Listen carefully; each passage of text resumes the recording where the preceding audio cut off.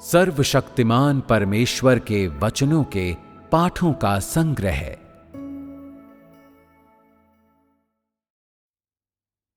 परमेश्वर द्वारा धारण किए गए देह का सार।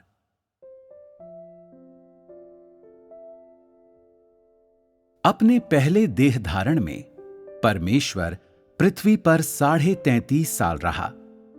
उसने उन सालों में से केवल 3.5 साल ही अपनी सेवकाई की। कार्य करने के दौरान और कार्य आरंभ करने से पहले इन दोनों अवधियों में उसके पास सामान्य मानवता थी। वो 33.5 साल तक अपनी सामान्य मानवता में रहा। अंत के पूरे 3.5 साल तक उसने अपने आप को देहधारी परमेश्वर के रूप में प्रकट किया।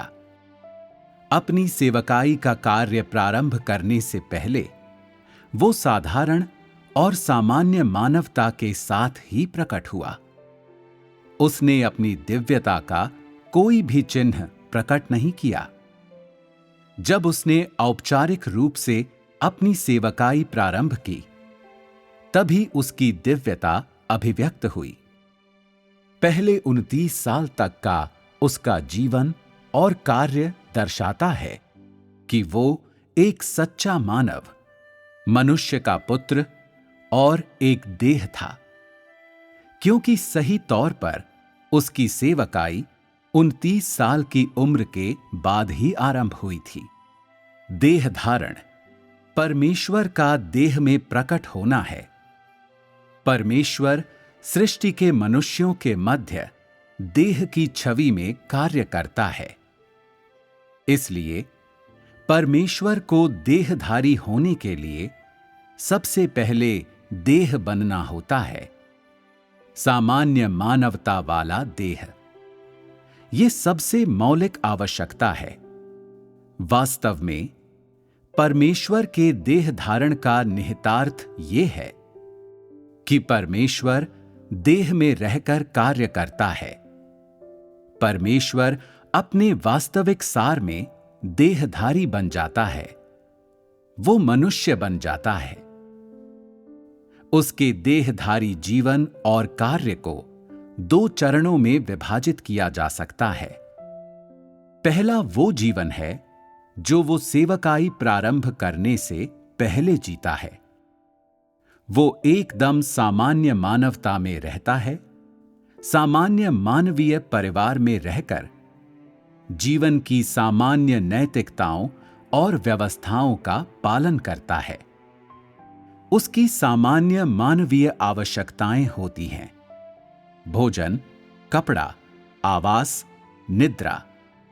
उसमें सामान्य मानवीय कमजोरियां और सामान्य मानवीय भावनाएं होती हैं। दूसरे शब्दों में, इस पहले चरण में वो सभी मानवीय क्रियाकलापों में शामिल होते हुए बिना दिव्यता के पूरी तरह से सामान्य मानवता में रहता है। दूसरा चरण वो जीवन है जो वो अपनी सेवकाई को आरंभ करने के बाद जीता है। वो इस अवधि में भी सामान्य मानव आवरण के साथ सामान्य मानवता में रहता है और किसी तरह की अलौकिकता का कोई संकेत नहीं देता। फिर भी वो पूरी तरह से अपनी सेवकाई के लिए ही जीता है और इस दौरान उसकी सामान्य मानवता पूरी तरह से उसकी दिव्यता के सामान्य कार्य को करने में लगी रहती है, क्योंकि तब तक उसकी सामान्य मानवता उसकी सेवकाई के कार्य को करने में सक्षम होने की स्थिति तक परिपक्व हो चुकी होती है। तो उसके जीवन का दूसरा चरण सामान्य मानवता में अपनी सेवकाई को करना है। जब ये सामान्य मानवता और पूर्ण दिव्यता दोनों का जीवन होता है। अपने जीवन के प्रथम चरण में वो पूरी तरह से साधारण मानवता का जीवन क्यों जीता है? उसका कारण ये है कि उसकी मानवता अभी तक दिव्य कार्य की समग्रता को संभालने लायक नहीं हो पाई है। अभी तक वो परिपक्व नहीं हुई है।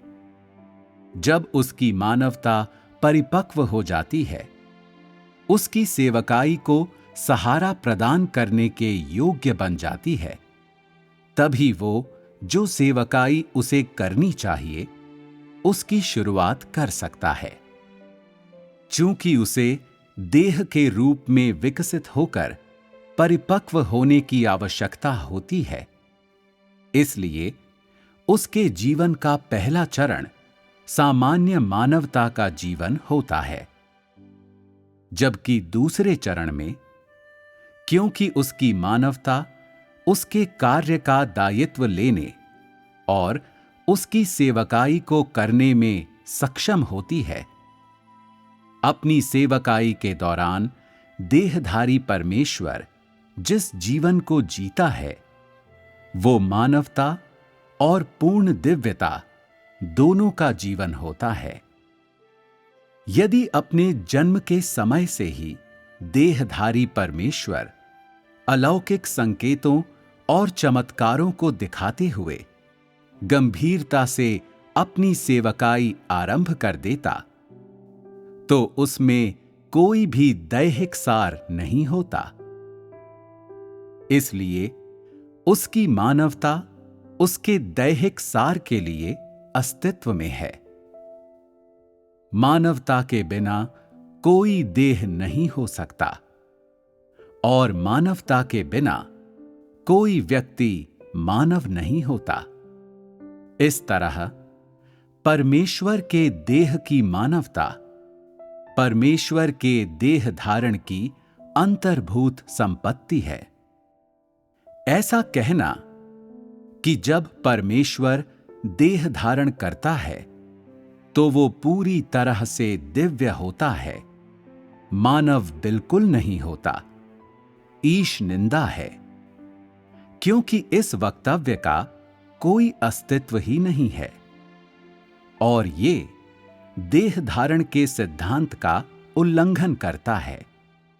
अपनी सेवकाई आरंभ करने के बाद भी अपना कार्य करते हुए वो बाह्य मानवीय आवरण के साथ ही अपनी दिव्यता में रहता है। बात सिर्फ इतनी ही है कि उस समय उसकी मानवता उसकी दिव्यता को सामान्य देह में कार्य करने देने के एकमात्र प्रयोजन को पूरा करती है। इसलिए कार्य की अभिकर्ता उसकी मानवता में रहने वाली दिव्यता है। कार्य उसकी दिव्यता करती है, न कि उसकी मानवता, मगर ये दिव्यता उसकी मानवता में छिपी रहती है। सार रूप में उसका कार्य उसकी संपूर्ण दिव्यता द्वारा ही किया जाता है, न कि उसकी मानवता द्वारा। परंतु कार्य को करने वाला उसका देह है। कह सकते हैं कि वो मनुष्य भी है और परमेश्वर भी, क्योंकि परमेश्वर मानवीय आवरण और मानवीय सार के साथ देह में रहने वाला परमेश्वर बन जाता है। लेकिन उसमें परमेश्वर का सार भी होता है। चूंकि वो परमेश्वर के सार वाला मनुष्य है, इसलिए वो सभी सृजित मानवों से ऊपर है। ऐसे किसी भी मनुष्य से ऊपर है जो परमेश्वर का कार्य कर सकता है। तो उसके समान मानवीय आवरण वाले सभी लोगों में, सभी मानवताधारियों में एकमात्र वही देहधारी स्वयं परमेश्वर है। अन्य सभी सृजित मानव हैं। यद्यपि उन सभी में मानवता है, किंतु सृजित मानव में केवल मानवता ही है, जबकि देहधारी परमेश्वर भिन्न है। उसके देह में न केवल मानवता है, बल्कि अधिक महत्वपूर्ण ये है कि उसमें दिव्यता भी है।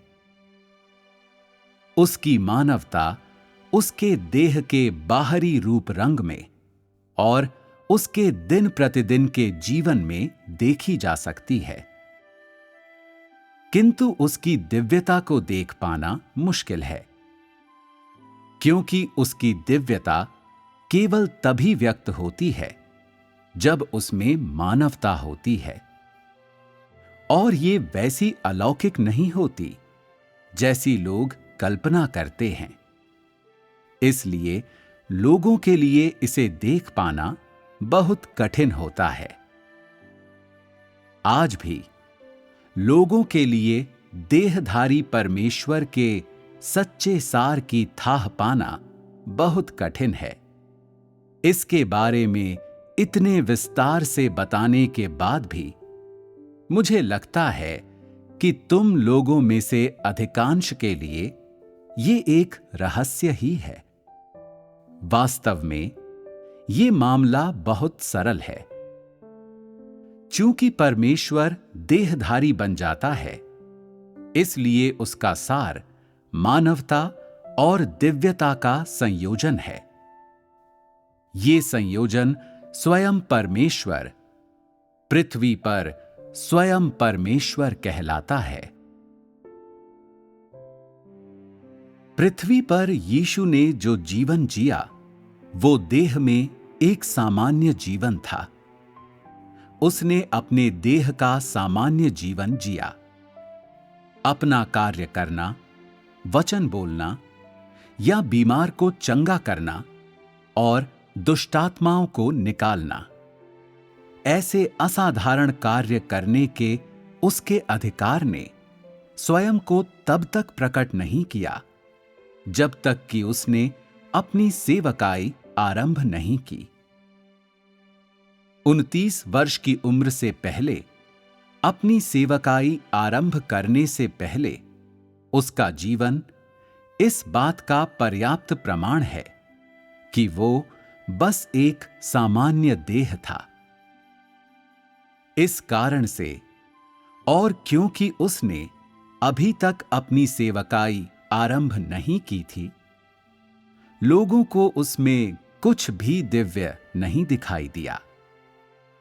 एक सामान्य मानव, एक सामान्य मनुष्य से अधिक कुछ नहीं दिखाई दिया। ठीक जैसे कि उस समय कुछ लोग उसे यूसुफ का पुत्र ही मानते थे। लोगों को लगता था कि वो एक सामान्य मनुष्य का पुत्र है।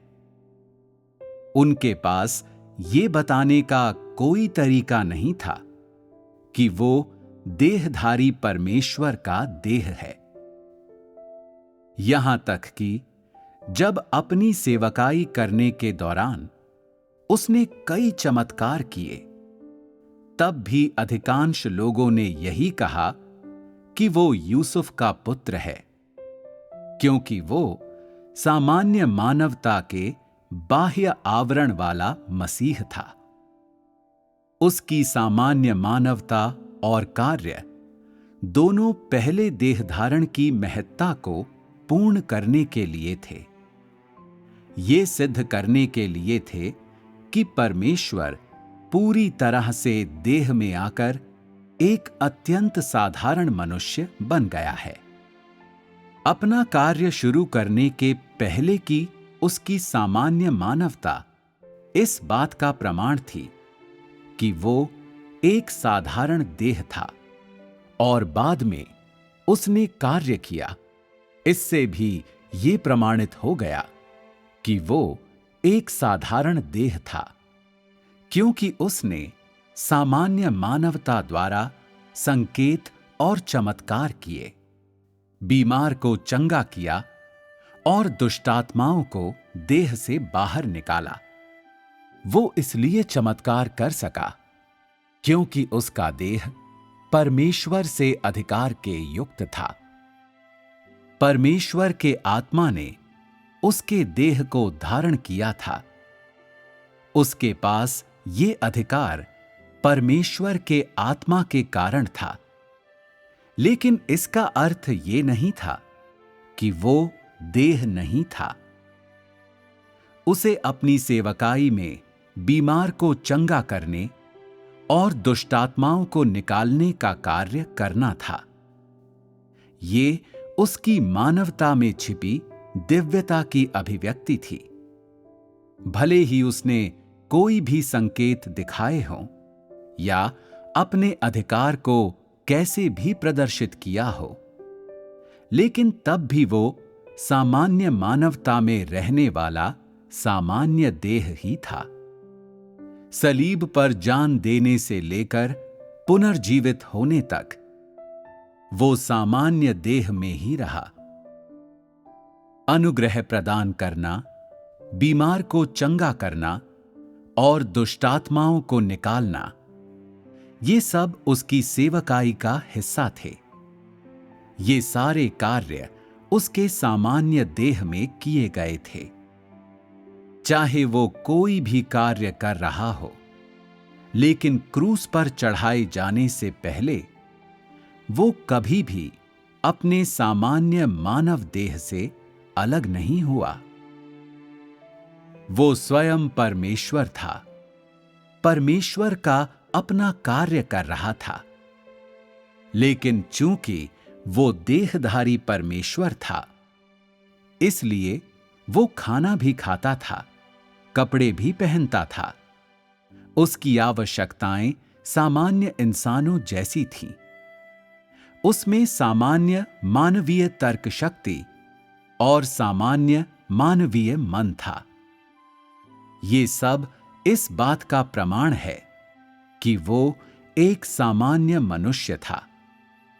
इससे सिद्ध होता है कि देहधारी परमेश्वर का देह सामान्य मानवता से युक्त देह था, न कि कोई अलौकिक देह। उसका कार्य परमेश्वर के पहले देहधारण के कार्य को पूरा करना था। उस सेवकाई को पूरा करना था जो पहले देहधारण को पूरी करनी चाहिए। देहधारण की महत्ता यह है कि एक साधारण सामान्य मनुष्य स्वयं परमेश्वर का कार्य करता है, अर्थात परमेश्वर मानव देह में अपना दिव्य कार्य करके शैतान को परास्त करता है। देह धारण का अर्थ है कि परमेश्वर का आत्मा देह बन जाता है, अर्थात परमेश्वर देह बन जाता है। देह के द्वारा किया जाने वाला कार्य पवित्रात्मा का कार्य है, जो देह में साकार होता है, देह द्वारा अभिव्यक्त होता है। परमेश्वर के देह को छोड़कर अन्य कोई भी देहधारी परमेश्वर की सेवकाई को पूरा नहीं कर सकता, अर्थात केवल परमेश्वर का देहधारी देह, ये सामान्य मानवता, अन्य कोई नहीं दिव्य कार्य को व्यक्त कर सकता है। यदि परमेश्वर के पहले आगमन के दौरान 29 वर्ष की उम्र से पहले उसमें सामान्य मानवता नहीं होती, यदि जन्म लेते ही वो चमत्कार करने लगता, बोलना आरंभ करते ही वो स्वर्ग की भाषा बोलने लगता, यदि पृथ्वी पर कदम रखते ही सभी सांसारिक मामलों को समझने लगता, हर व्यक्ति के विचारों और इरादों को समझने लगता, तो ऐसे इंसान को सामान्य मनुष्य नहीं कहा जा सकता था और ऐसे देह को मानवीय देह नहीं कहा जा सकता था। यदि मसीह के साथ ऐसा ही होता, तो परमेश्वर के देह धारण का कोई अर्थ और सार ही नहीं रह जाता। उसका सामान्य मानवता से युक्त होना इस बात को सिद्ध करता है कि वो शरीर में देहधारी हुआ परमेश्वर है। उसका सामान्य मानव विकास प्रक्रिया से गुजरना दिखाता है कि वो एक सामान्य देह है। इसके अलावा उसका कार्य इस बात का पर्याप्त सबूत है कि वो परमेश्वर का वचन है, परमेश्वर का आत्मा है जिसने देह धारण किया है। अपने कार्य की आवश्यकताओं की वजह से परमेश्वर देहधारी बनता है। दूसरे शब्दों में, कार्य का ये चरण देह में पूरा किया जाना चाहिए, सामान्य मानवता में पूरा किया जाना चाहिए। यही वचन के देह बनने के लिए, वचन के देह में प्रकट होने के लिए पहली शर्त है। और यही परमेश्वर के दो देह धारणों के पीछे की सच्ची कहानी है। हो सकता है लोग ये मानते हों कि यीशु ने जीवन भर चमत्कार किए, पृथ्वी पर अपने कार्य की समाप्ति तक उसने मानवता का कोई चिन्ह प्रकट नहीं किया। उसकी आवश्यकताएं सामान्य मानव जैसी नहीं थीं, या उसमें मानवीय कमजोरियां या मानवीय भावनाएं नहीं थीं। उसे जीवन की बुनियादी आवश्यकताओं की जरूरत नहीं थी, या उसे सामान्य मानवीय विचारों पर चिंतन करने की जरूरत नहीं थी। वे यही कल्पना करते हैं कि उसका मन अति मानवीय है, उसके पास श्रेष्ठ मानवता है। वे मानते हैं कि चूंकि वो परमेश्वर है, इसलिए उसे उस तरह से रहना और सोचना नहीं चाहिए जैसे सामान्य मानव रहते और सोचते हैं। कोई सामान्य व्यक्ति, एक वास्तविक इंसान ही सामान्य मानवीय सोच विचार रख सकता और एक सामान्य मानवीय जीवन जी सकता है। ये सभी मनुष्य के विचार और मनुष्य की धारणाएं हैं, और ये धारणाएं परमेश्वर के कार्य के वास्तविक इरादों के प्रतिकूल हैं। सामान्य मानव सोच, सामान्य मानव सूझबूझ और साधारण मानवता को बनाए रखती है। सामान्य मानवता देह के सामान्य कार्यों को बनाए रखती है, और देह के सामान्य कार्य देह के सामान्य जीवन को उसकी समग्रता में बनाए रखते हैं। ऐसे देह में कार्य करके ही परमेश्वर अपने देह धारण के उद्देश्य को पूरा कर सकता है। यदि देहधारी परमेश्वर केवल देह के बाहरी आवरण को ही धारण किए रहता, लेकिन उसमें सामान्य मानवीय विचार न आते, तो उसके देह में मानवीय सूझबूझ न होती, वास्तविक मानवता तो बिल्कुल न होती। ऐसा मानवता रहित देह उस सेवकाई को कैसे पूरा कर सकता है जिसे देहधारी परमेश्वर को करना चाहिए? सामान्य मन मानव जीवन के सभी पहलुओं को बनाए रखता है। बिना सामान्य मन के कोई व्यक्ति मानव नहीं हो सकता। दूसरे शब्दों में, कोई व्यक्ति जो सामान्य ढंग से सोच विचार नहीं करता, वो मानसिक रूप से बीमार है। और एक मसीह जिसमें मानवता ना होकर केवल दिव्यता हो, उसे परमेश्वर का देहधारी शरीर नहीं कहा जा सकता।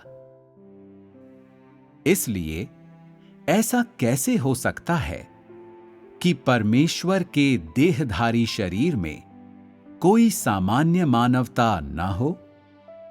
क्या ऐसा कहना ईश निंदा नहीं होगी कि मसीह में कोई मानवता नहीं है? ऐसे सभी क्रियाकलाप जिनमें सामान्य मानव शामिल होते हैं, एक सामान्य मानव मन की कार्यशीलता के भरोसे होते हैं।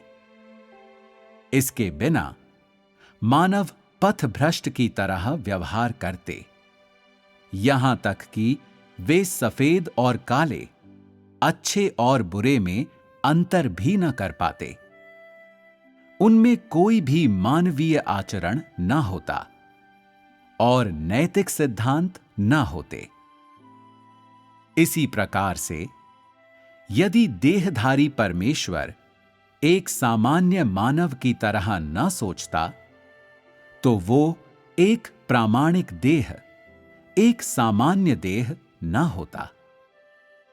सोच विचार न करने वाला ऐसा देह दिव्य कार्य न कर पाता। वो सामान्य रूप से सामान्य देह की गतिविधियों में शामिल न हो पाता। पृथ्वी पर मनुष्यों के साथ रहने की तो बात ही छोड़ दो। और इस तरह परमेश्वर के देह धारण की महत्ता, परमेश्वर का देह में आने का वास्तविक सार ही खो गया होता। देहधारी परमेश्वर की मानवता देह में सामान्य दिव्य कार्य को बनाए रखने के लिए मौजूद रहती है। उसकी सामान्य मानवीय सोच उसकी सामान्य मानवता को और उसकी समस्त सामान्य दैहिक गतिविधियों को बनाए रखती है। ऐसा कहा जा सकता है कि उसकी सामान्य मानवीय सोच देह में परमेश्वर के समस्त कार्य को बनाए रखने के उद्देश्य से विद्यमान रहती है। यदि इस देह में सामान्य मानवीय मन न होता, तो परमेश्वर देह में कार्य न कर पाता और जो उसे देह में करना था, वो कभी न कर पाता। यद्यपि देहधारी परमेश्वर में एक सामान्य मानवीय मन होता है, किंतु उसके कार्य में मानवीय विचारों की मिलावट नहीं होती। वो सामान्य मन के साथ मानवता में कार्य करता है, जिसमें मन युक्त मानवता के होने की पूर्व शर्त रहती है, न कि सामान्य मानवीय विचारों को प्रयोग में लाने की। उसके देह के विचार कितने भी उत्कृष्ट क्यों ना हो, लेकिन उसका कार्य तर्क या सोच से कलंकित नहीं होता। दूसरे शब्दों में, उसके कार्य की कल्पना उसके देह के मन के द्वारा नहीं की जाती, बल्कि वो उसकी मानवता में दिव्य कार्य की प्रत्यक्ष अभिव्यक्ति है। उसका समस्त कार्य उसकी वो सेवकाई है जिसे उसे पूरा करना है। उसमें से कुछ भी उसके मस्तिष्क की कल्पना नहीं होता। उदाहरण के लिए, बीमार को चंगा करना, दुष्ट आत्माओं को निकालना और क्रूसीकरण उसके मानवीय मन की उपज नहीं थे। उन्हें किसी भी मानवीय मन वाले मनुष्य द्वारा नहीं किया जा सकता था। उसी तरह आज का विजय कार्य ऐसी सेवकाई है जिसे देहधारी परमेश्वर द्वारा किया जाना चाहिए, किंतु ये किसी मानवीय इच्छा का कार्य नहीं है। ये ऐसा कार्य है जो उसकी दिव्यता को करना चाहिए, ऐसा कार्य जिसे करने में कोई भी दैहिक मानव सक्षम नहीं है। इसलिए देहधारी परमेश्वर में सामान्य मानव मन होना चाहिए, सामान्य मानवता से संपन्न होना चाहिए, क्योंकि उसे एक सामान्य मन के साथ मानवता में कार्य करना चाहिए। यही देहधारी परमेश्वर के कार्य का सार है, देहधारी परमेश्वर का वास्तविक सार है।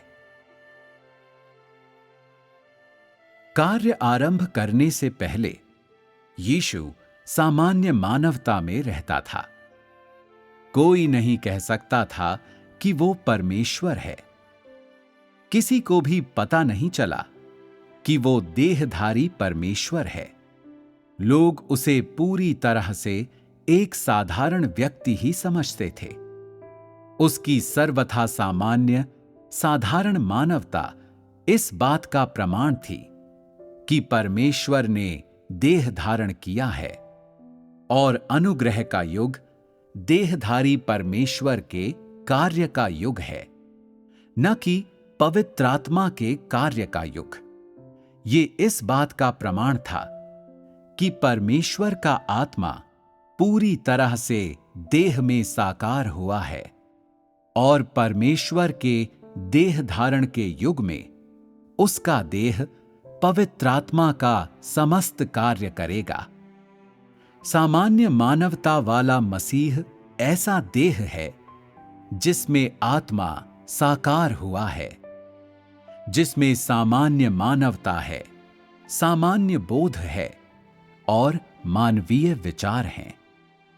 साकार होने का अर्थ है परमेश्वर का मानव बनना, आत्मा का देह बनना। इसे और स्पष्ट रूप से कहें तो ये तब होता है जब स्वयं परमेश्वर सामान्य मानवता वाले देह में वास करके उसके माध्यम से अपने दिव्य कार्य को व्यक्त करता है। यही साकार होने या देहधारी होने का अर्थ है। अपने पहले देह धारण के दौरान परमेश्वर के लिए बीमारों को चंगा करना और दुष्टात्माओं को निकालना आवश्यक था, क्योंकि उसका कार्य छुटकारा दिलाना था। पूरी मानव जाति को छुटकारा दिलाने के लिए उसका दयालु और क्षमाशील होना आवश्यक था। सलीब पर चढ़ाए जाने से पहले उसने बीमार को चंगा करने और दुष्टात्माओं को निकालने का कार्य किया, जो उसके द्वारा मनुष्य के पाप और मलिनता से उद्धार के पूर्व लक्षण थे। चूंकि वो अनुग्रह का युग था, इसलिए बीमारों को चंगा करके संकेत और चमत्कार दिखाना परमेश्वर के लिए आवश्यक था, जो उस युग में अनुग्रह के प्रतिनिधि थे। क्योंकि अनुग्रह का युग अनुग्रह प्रदान करने के आसपास केंद्रित था, जिसका प्रतीक शांति, आनंद और भौतिक आशीष थे, जो कि सभी यीशु में लोगों के विश्वास की निशानियां थीं। अर्थात बीमार को चंगा करना, दुष्ट आत्माओं को निकालना और अनुग्रह प्रदान करना। अनुग्रह के युग में यीशु के देह की सहज क्षमताएं थीं। ये देह में साकार हुए पवित्र आत्मा के कार्य थे। किंतु जब वो ऐसे कार्य कर रहा था, तब वो देह में रह रहा था, देह से परे नहीं गया था। उसने चंगाई का चाहे कैसा भी कार्य क्यों ना किया हो, तब भी उसमें सामान्य मानवता ही थी। तब भी वो एक सामान्य मानव जीवन ही जी रहा था। परमेश्वर के देह धारण के युग में देह ने पवित्र आत्मा के सभी कार्य किए। मेरा ऐसा कहने का कारण यह है कि चाहे उसने कोई भी कार्य किया हो, उसने वो कार्य देह में रहकर ही किया था, किंतु उसके कार्य की वजह से लोगों ने उसके देह को पूरी तरह से दैहिक सार धारण करने वाला नहीं माना, क्योंकि वो देह चमत्कार कर सकता था और किसी विशेष समय में ऐसे कार्य कर सकता था जो देह से परे के होते थे। बेशक ये सारी घटनाएं उसकी सेवकाई आरंभ करने के बाद हुई, जैसे कि 40 दिनों तक उसकी परीक्षा लिया जाना या पहाड़ पर रूपांतरित होना। तो यीशु के साथ परमेश्वर के देह धारण का अर्थ पूर्ण नहीं हुआ था, बल्कि केवल आंशिक तौर पर पूर्ण हुआ था। अपना कार्य आरंभ करने से पहले उसने देह में जो जीवन जिया, वो हर तरह से एकदम सामान्य था। कार्य आरंभ करने के बाद उसने केवल अपने देह के बाहरी आवरण को बनाए रखा, क्योंकि उसका कार्य दिव्यता की अभिव्यक्ति था। इसलिए ये देह के सामान्य कार्यों से बढ़कर था। आखिरकार परमेश्वर का देहधारी देह मांस और रक्त वाले मानव से भिन्न था। बेशक अपने दैनिक जीवन में उसे भोजन, कपड़ों, नींद और आश्रय की आवश्यकता पड़ती थी। उसे सभी आम जरूरत की चीजों की आवश्यकता होती थी। उसमें सामान्य मानवीय बोध था और वो एक आम इंसान की तरह ही सोचता था। उसके अलौकिक कार्य को छोड़कर लोग अभी भी उसे एक सामान्य मनुष्य ही मान रहे थे। वास्तव में प्रत्येक कार्य करते हुए वो एक साधारण और सामान्य मानवता में ही जी रहा था। और जहां तक उसने जो कार्य किया उसकी बात है, उसकी समझ विशेष रूप से सामान्य थी। उसके विचार किसी भी अन्य सामान्य मनुष्य की अपेक्षा विशेष रूप से अधिक सुस्पष्ट थे। इस प्रकार की सोच और समझ एक देहधारी परमेश्वर के लिए आवश्यक थी, क्योंकि दिव्य कार्य को ऐसे देह के द्वारा व्यक्त किए जाने की आवश्यकता थी जिसकी समझ बहुत ही सामान्य हो और विचार बहुत ही सुस्पष्ट हो। केवल इसी प्रकार से उसका देह दिव्य कार्य को व्यक्त कर सकता था। यीशु ने इस पृथ्वी पर अपने पूरे 33.5 साल के वास में अपनी सामान्य मानवता बनाए रखी, किंतु उसकी इन 33.5 साल की सेवकाई के दौरान लोगों ने सोचा कि वो सर्वश्रेष्ठ है, पहले की अपेक्षा बहुत ही अलौकिक है, जबकि असलियत में यीशु की सामान्य मानवता सेवकाई आरंभ करने से पहले और बाद में अपरिवर्तित रही। पूरे समय उसकी मानवता एक सी थी, किंतु जब उसने अपनी सेवकाई आरंभ की, उससे पहले और उसके बाद के अंतर के कारण उसके देह को लेकर दो भिन्न भिन्न मत उभरे। लोगों की राय कुछ भी रही हो, लेकिन देहधारी परमेश्वर ने पूरी अवधि में अपनी सामान्य मानवता बनाए रखी, क्योंकि जब से परमेश्वर देहधारी हुआ था, तब से वो देह में ही रहा, ऐसे देह में जिसमें सामान्य मानवता थी। चाहे वो अपनी सेवकाई कर रहा हो या ना कर रहा हो, उसके देह की सामान्य मानवता को मिटाया नहीं जा सकता था, क्योंकि मानवता देह का मूल सार है। अपनी सेवकाई से पहले सभी सामान्य मानवीय क्रियाकलापों में संलग्न रहते हुए यीशु का देह पूरी तरह से सामान्य रहा।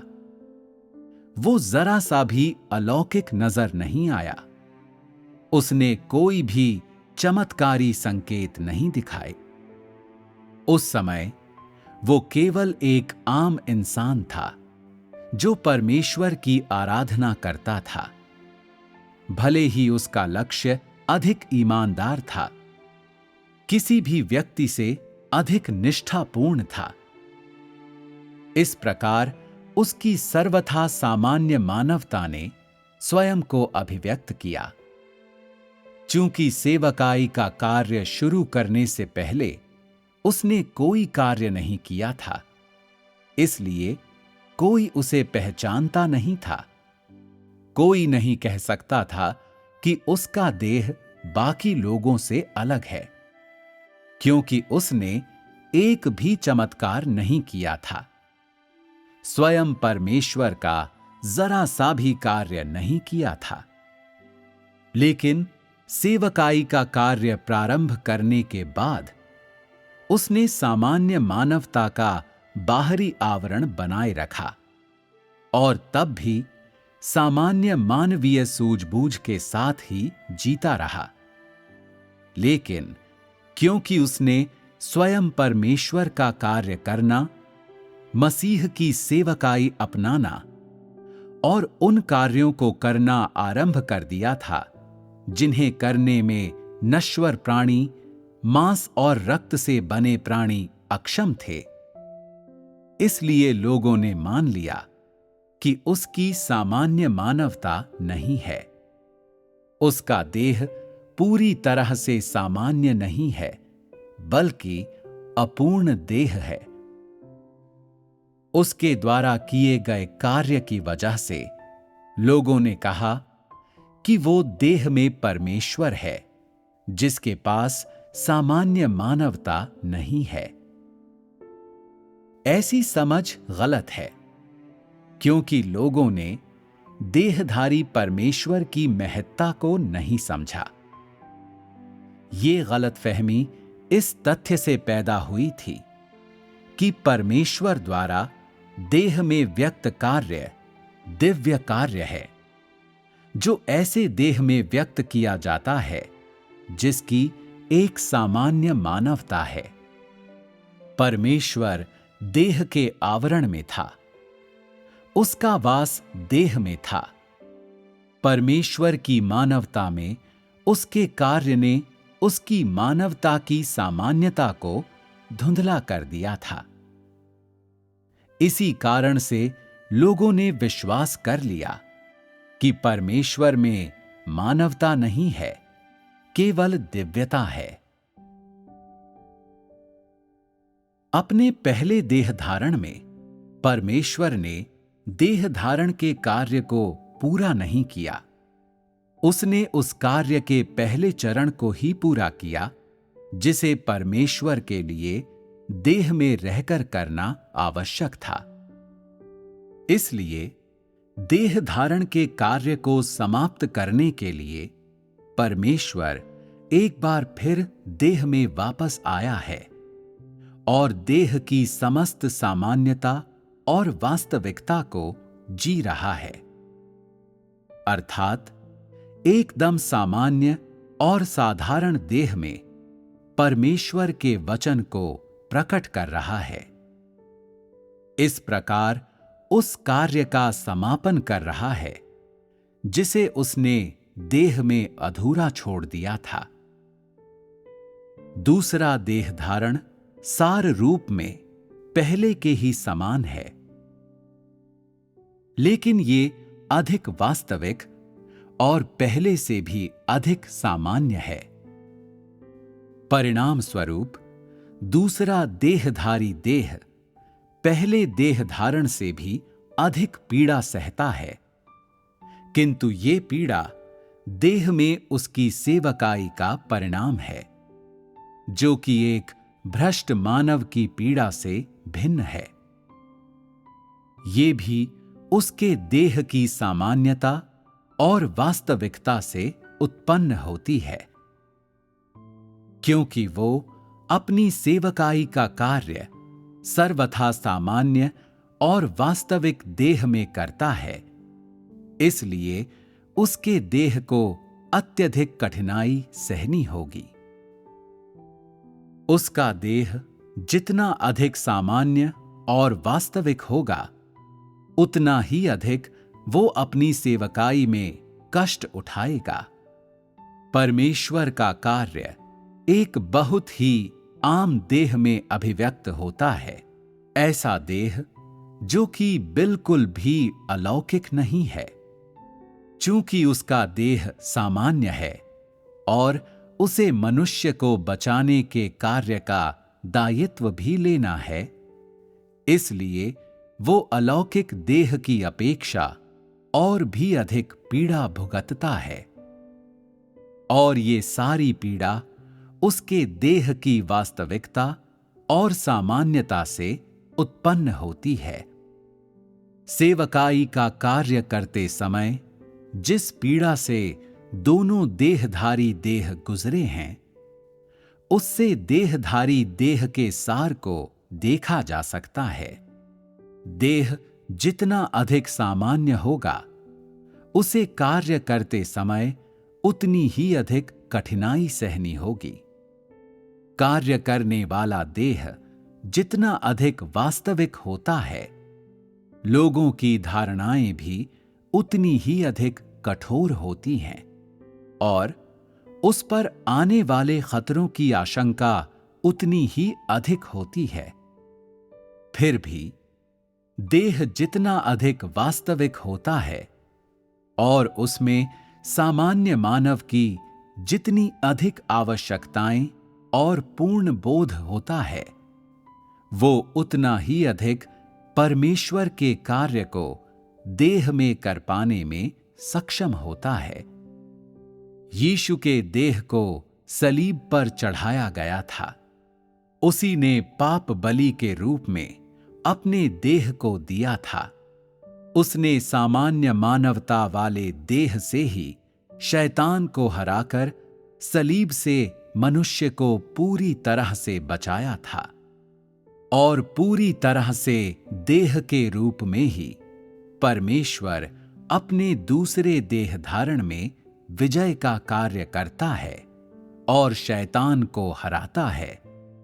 केवल ऐसा देह जो पूरी तरह से सामान्य और वास्तविक है, अपनी समग्रता में विजय का कार्य करके एक सशक्त गवाही दे सकता है। अर्थात देह में परमेश्वर की वास्तविकता और सामान्यता के माध्यम से ही मानव पर विजय को प्रभावी बनाया जाता है, न कि अलौकिक चमत्कारों और प्रकटनों के माध्यम से। इस देहधारी परमेश्वर की सेवकाई बोलना मनुष्य को जीतना और उसे पूर्ण बनाना है। दूसरे शब्दों में, देह में साकार हुए पवित्रात्मा का कार्य, देह का कर्तव्य, बोलकर मनुष्य को पूरी तरह से जीतना, उजागर करना, पूर्ण बनाना और हटाना है। इसलिए विजय के कार्य में ही देह में परमेश्वर का कार्य पूरी तरह से संपन्न होगा। आरंभिक छुटकारे का कार्य देह धारण के कार्य का आरंभ मात्र था। विजय का कार्य करने वाला देह, देह धारण के समस्त कार्य को पूरा करेगा। लिंग रूप में एक पुरुष है और दूसरा महिला। ये परमेश्वर के देह धारण की महत्ता को पूर्णता देकर परमेश्वर के बारे में मनुष्य की धारणाओं को दूर करता है। परमेश्वर पुरुष और महिला दोनों बन सकता है। सार रूप में देहधारी परमेश्वर स्त्रीलिंग या पुल्लिंग नहीं है। उसने पुरुष और महिला दोनों को बनाया है और उसके लिए कोई लिंग भेद नहीं है। कार्य के इस चरण में परमेश्वर संकेत और चमत्कार नहीं दिखाता, ताकि कार्य वचनों के माध्यम से अपने परिणाम प्राप्त करे। क्योंकि देहधारी परमेश्वर का इस बार का कार्य बीमार को चंगा करना और दुष्टात्माओं को निकालना नहीं है, बल्कि बोलकर मनुष्य को जीतना है, जिसका अर्थ है कि परमेश्वर के इस देह धारण का सहज गुण वचन बोलना और मनुष्य को जीतना है, न कि बीमार को चंगा करना और दुष्टात्माओं को निकालना। सामान्य मानवता में उसका कार्य चमत्कार करना नहीं है, बीमार को चंगा करना और दुष्टात्माओं को निकालना नहीं है, बल्कि बोलना है। और इसलिए दूसरा देहधारी देह लोगों को पहले वाले की तुलना में अधिक सामान्य लगता है। लोग देखते हैं कि परमेश्वर का देह धारण मिथ्या नहीं है, बल्कि ये देहधारी परमेश्वर यीशु के देह धारण से भिन्न है। हालांकि दोनों ही परमेश्वर के देह धारण हैं, फिर भी वे पूरी तरह से एक नहीं हैं। यीशु में सामान्य और साधारण मानवता थी, लेकिन उसमें अनेक संकेत और चमत्कार दिखाने की शक्ति थी, जबकि इस देहधारी परमेश्वर में मानवीय आंखों को न तो कोई संकेत दिखाई देगा और न कोई चमत्कार, न तो बीमार चंगे होते हुए दिखाई देंगे, न ही दुष्टात्माएं बाहर निकाली जाती हुई दिखाई देंगी, न तो समुद्र पर चलना दिखाई देगा, न ही 40 दिन तक उपवास रखना दिखाई देगा।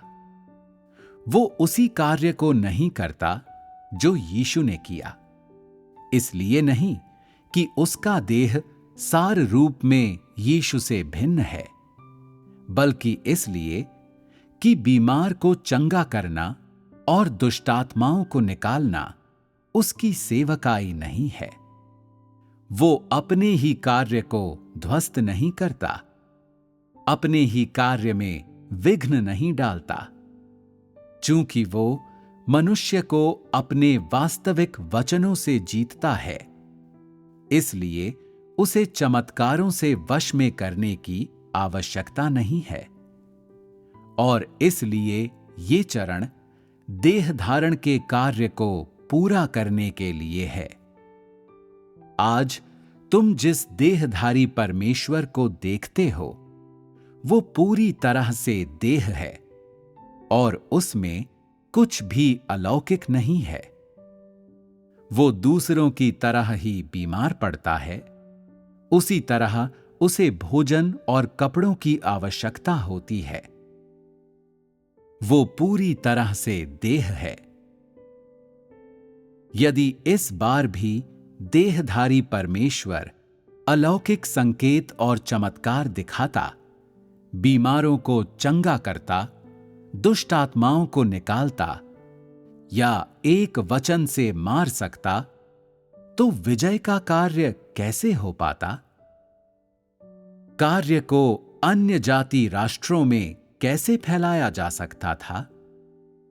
बीमार को चंगा करना और दुष्टात्माओं को निकालना अनुग्रह के युग का कार्य था। छुटकारे के कार्य का यह पहला चरण था। और अब जबकि परमेश्वर ने लोगों को सलीब से बचा लिया है, इसलिए अब वो उस कार्य को नहीं करता। यदि अंत के दिनों में यीशु के जैसा ही कोई परमेश्वर प्रकट हो जाता, जो बीमार को चंगा करता और दुष्टात्माओं को निकालता और मनुष्य के लिए सलीब पर चढ़ाया जाता, तो वो परमेश्वर बाइबल में वर्णित परमेश्वर के समरूप तो अवश्य होता और उसे मनुष्य के लिए स्वीकार करना भी आसान होता। लेकिन तब वो अपने सार रूप में परमेश्वर के आत्मा द्वारा नहीं, बल्कि एक दुष्ट आत्मा द्वारा धारण किया गया देह होता। क्योंकि जो परमेश्वर ने पहले ही पूरा कर लिया है, उसे कभी नहीं दोहराना ये परमेश्वर के कार्य का सिद्धांत है। इसलिए परमेश्वर के दूसरे देह धारण का कार्य पहले देह धारण के कार्य से भिन्न है। अंत के दिनों में परमेश्वर विजय का कार्य एक सामान्य और साधारण देह में पूरा करता है। वो बीमार को चंगा नहीं करता। उसे मनुष्य के लिए सलीब पर नहीं चढ़ाया जाएगा, बल्कि वो केवल देह में वचन कहता है, देह में मानव को जीतता है। ऐसा देह ही देहधारी परमेश्वर का देह है। ऐसा देह ही देह में परमेश्वर के कार्य को पूर्ण कर सकता है। इस चरण में देहधारी परमेश्वर चाहे कठिनाइयां सह रहा हो या सेवकाई कर रहा हो, वो ऐसा केवल देह धारण के अर्थ को पूरा करने के लिए करता है, क्योंकि ये परमेश्वर का अंतिम देह धारण है। परमेश्वर केवल 2 बार देह धारण कर सकता है, ऐसा तीसरी बार नहीं हो सकता। पहला देह धारण पुरुष था, दूसरा स्त्री। तो मनुष्य के मन में परमेश्वर की देह की छवि पूरी हो चुकी है। इसके अलावा दोनों देह धारण ने पहले ही परमेश्वर के कार्य को देह में समाप्त कर लिया है। पहली बार देह धारण के अर्थ को पूरा करने के लिए परमेश्वर के देह धारण ने सामान्य मानवता धारण की। इस बार उसने सामान्य मानवता भी धारण की है, किंतु इस देह धारण का अर्थ भिन्न है। ये अधिक गहरा है और उसका कार्य अधिक गहन महत्ता का है। परमेश्वर के पुनः देहधारी होने का कारण देह धारण के अर्थ को पूरा करना है। जब परमेश्वर इस चरण के कार्य को पूरी तरह से समाप्त कर लेगा, तो देह धारण का संपूर्ण अर्थ अर्थात देह में परमेश्वर का कार्य पूरा हो जाएगा और फिर देह में करने के लिए और कार्य बाकी नहीं रह जाएगा। अर्थात अब से परमेश्वर अपना कार्य करने के लिए फिर कभी देह धारण नहीं करेगा। केवल मानव जाति को बचाने और पूर्ण करने के लिए ही परमेश्वर देह धारण करता है। दूसरे शब्दों में, कार्य के अलावा किसी और कारण से देह में आना परमेश्वर के लिए किसी भी तरह से सामान्य बात नहीं है। कार्य करने के लिए देह में आकर वो शैतान को दिखाता है कि परमेश्वर देह है, एक सामान्य, एक साधारण व्यक्ति है, और फिर भी वो संसार पर विजयी शासन कर सकता है, शैतान को परास्त कर सकता है, मानव जाति को छुटकारा दिला सकता है, मानव जाति को जीत सकता है। शैतान के कार्य का लक्ष्य मानव जाति को भ्रष्ट करना है, जबकि परमेश्वर का लक्ष्य मानव जाति को बचाना है। शैतान मनुष्य को अथाह कुंड में फंसाता है, जबकि परमेश्वर उसे इससे बचाता है। शैतान सभी लोगों से अपनी आराधना करवाता है, जबकि परमेश्वर उन्हें अपने प्रभुत्व के अधीन करता है, क्योंकि वो संपूर्ण सृष्टि का प्रभु है। ये समस्त कार्य परमेश्वर के 2 देह धारणों द्वारा पूरा किया जाता है। उसका देह सार रूप में मानवता और दिव्यता का मिलाप है और उसमें सामान्य मानवता है। इसलिए देहधारी परमेश्वर के देह के बिना परमेश्वर मानव जाति को नहीं बचा सकता। और देह की सामान्य मानवता के बिना देह में उसका कार्य परिणाम हासिल नहीं कर सकता। परमेश्वर के देह धारण का सार ये है कि उसमें सामान्य मानवता होनी चाहिए। इसके इतर कुछ भी होने पर ये देह धारण करने के परमेश्वर के मूल आशय के विपरीत चला जाएगा। मैं ऐसा क्यों कहता हूं कि देह धारण का अर्थ यीशु के कार्य में पूर्ण नहीं हुआ था? क्योंकि वचन पूरी तरह से देह नहीं बना था। यीशु ने जो किया वो देह में परमेश्वर के कार्य का केवल एक अंश ही था। उसने केवल छुटकारे का कार्य किया और मनुष्य को पूरी तरह से प्राप्त करने का कार्य नहीं किया। इसी कारण से परमेश्वर एक बार पुनः अंत के दिनों में देह बना है। कार्य का ये चरण भी एक सामान्य देह में किया जाता है। ये एक सर्वथा सामान्य मानव द्वारा किया जाता है, जिसकी मानवता अंश मात्र भी सर्वोत्कृष्ट नहीं होती। दूसरे शब्दों में, परमेश्वर पूरी तरह से इंसान बन गया है और वो ऐसा व्यक्ति है जिसकी पहचान परमेश्वर की है। एक पूर्ण मानव, एक पूर्ण देह की, जो कार्य को कर रहा है। मानवीय आंखों के लिए वो केवल एक देह है जो बिल्कुल भी सर्वोत्कृष्ट नहीं है। एक अति सामान्य व्यक्ति जो स्वर्ग की भाषा बोल सकता है, जो कोई भी अद्भुत संकेत और चमत्कार नहीं दिखाता है।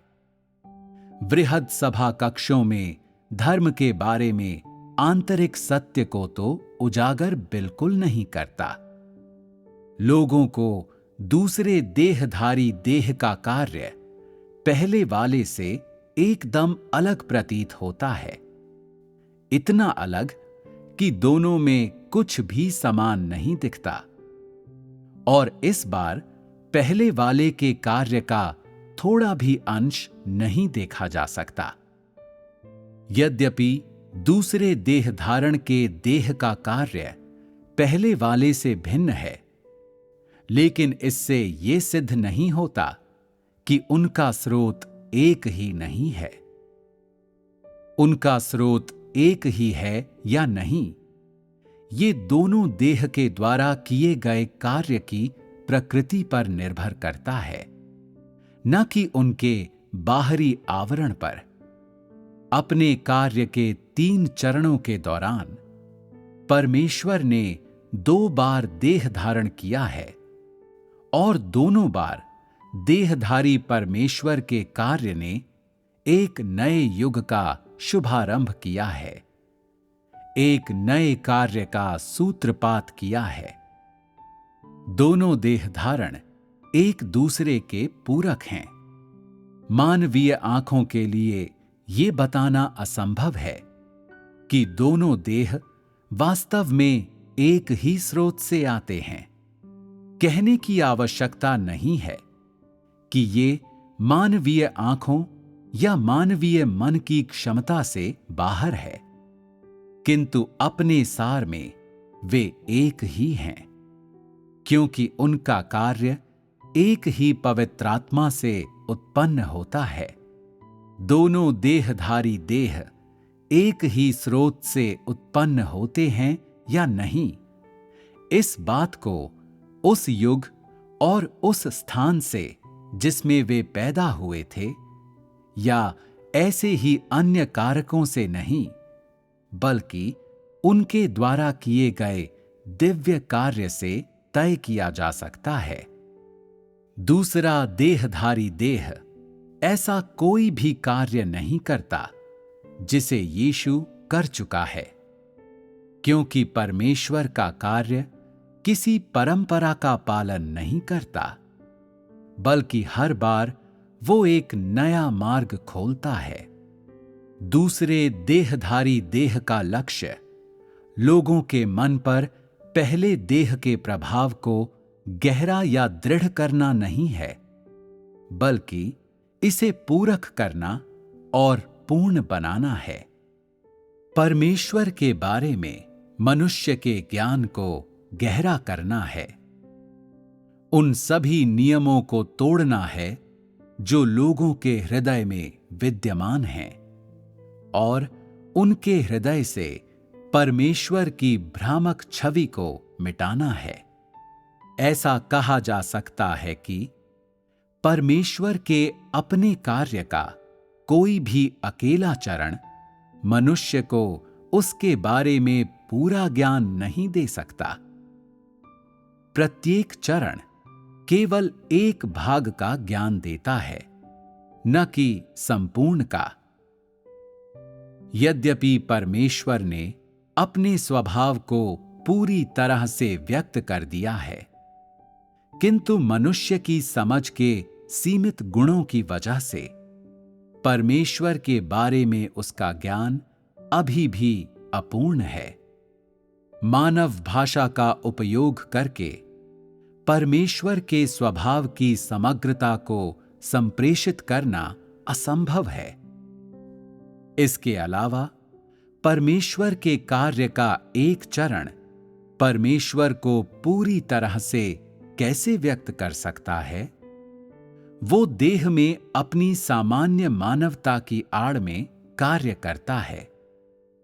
उसे केवल उसकी दिव्यता की अभिव्यक्तियों से ही जाना जा सकता है, न कि उसके दैहिक आवरण से।